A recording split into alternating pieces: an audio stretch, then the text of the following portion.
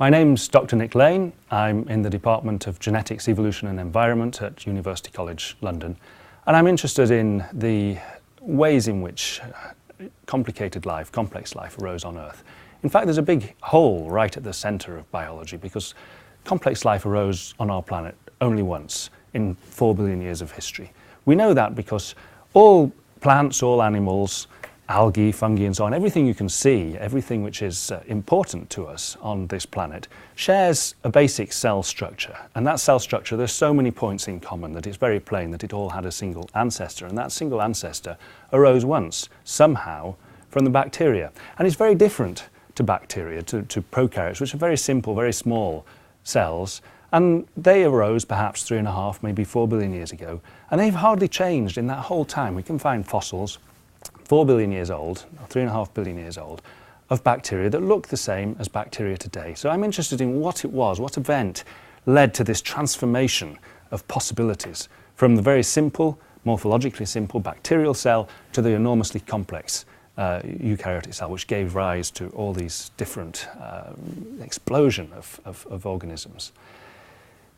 I think that the reason for this is that there was a very unusual event between two bacteria, perhaps 2 billion years ago, something like that, where one got inside another one. It was a chimeric event to give rise to some kind of fusion of two cells. Now, this kind of thing happens very, very rarely between bacteria, but we know of the odd example. And I think that this gave rise to this huge potential. And the reason relates to the way in which bacteria breathe. I think they breathe across usually they breathe across their skin, effectively, across the outer membrane. And that limits how large they can get because the larger they get, the less surface area they have in relation to their volume. And the only way out for them is to internalize their breathing inside.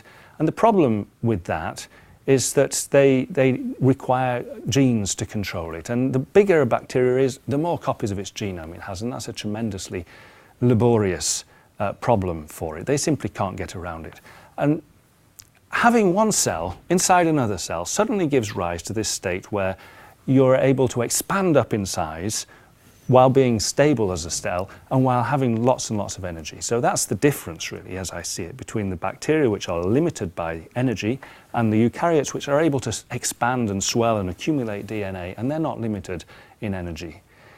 And that gives also a second problem, which is that all eukaryotes have to have all these multiple copies of a small genome, a tiny genome, the mitochondrial genes, to support their state, to exist at all. They have to have an interaction between these genomes. So to talk about a single genome in a cell is not right. There are two genomes in every cell. And the way in which they interact with each other is critical for the way that all complex life works and underpins, for example, why we get old, why we age, why we have sex, why there are two sexes instead of everybody could be one sex, problems with fertility, why cells commit suicide. All these kind of questions can be explained quite simply in terms of the requirement for having two genomes in every single cell. So I think this is why complex life arose only once on Earth as a result of a unique fusion between two bacteria 2 billion years ago, and this explosion then after that, giving rise to all complex life on Earth, along with their very peculiar properties, can be explained quite simply in terms of the interaction of these two genomes.